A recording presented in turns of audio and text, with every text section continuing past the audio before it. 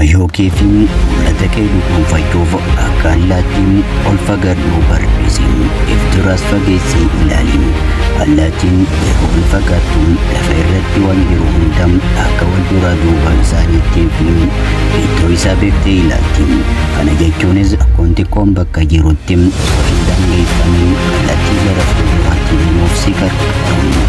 Kaayyoo kee bira gahuun yaadota namoota biraa fi qormaata jireenya keessa darbuuf osoo nakkisaa dhageeffadhuun kanala keenya sabskraayibii godhuun sabskraayib gochuudhaan dhimma faana qofaan jaallattiin qoratanii qorumsa ilaalchamu.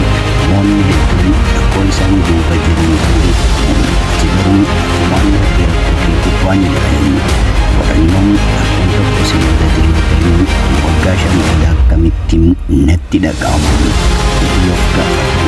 Gaafiin kun na yeroo ammaa hir'isan irratti xiyyeeffannaa qabaatu si taasisa.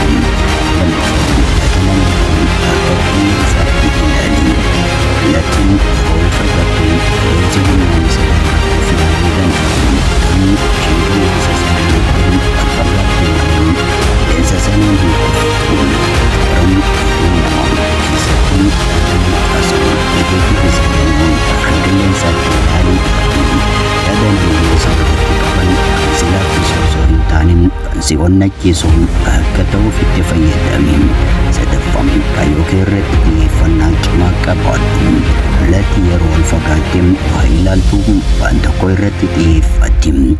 Wanti tokko kaayyoo kee si hin gargaarre isa irratti yeroo hin qubin gocha guyyaan tarkaanfiitti kaayyoo kee galma akka geessuuf itti si deessu. Guyyaa guyyaan tarkaanfii xiqqoo kaayyoo kee galmaan ga'uu si deessu tokko fudhadhu. Xiyyeeffannoon kun humna kee waan tokko irratti walitti qabam. Afuraffaan ofitti amantummaa. Of amanamummaan baallee keedha. Allaattii yeroo olfagaattu baallee isheetu ishee gargaara. Jireenya kee keessatti immoo ofitti amantummaan baallee keessiif haa ta'u. Yaada namoonni maaliif akkasii hin hubanne yookiin maaliif akkasii hin morman dhiisi. Ofitti amanuun qophii keetti fufi. Namni of amanu yaada namootaatiin hin socho'u.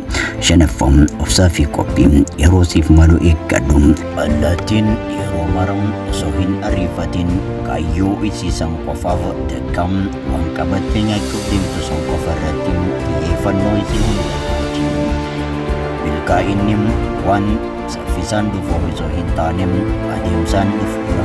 Milkaa'ina kee fidachuudhaaf gargaara tokko osoo hin qabaatin waan gara milkaa'ina keetti si dhiyeessan tarkaanfii takka fudhachaa deemi. Jireenya kee ni to'atu. Namoota si tuffatanis ni injifatu.